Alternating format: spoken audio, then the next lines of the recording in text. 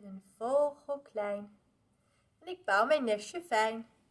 Met een takje, met een blaadje, met een pluisje, met een draadje of met een plukje wol. Zo bouw ik mijn nestje vol. En is dan mijn nestje klaar, dan leg ik al mijn eitjes daar en zit daarop dan stil te dromen. Tot de kleintjes één voor één uit hun eitjes komen. Wat een gepiep, wat een gezwoeg, die kleintjes hebben nooit genoeg. Maar zijn ze groot geworden? Is het nestje hun te klein? Dan vliegen ze de lucht in, want vliegen is zo fijn.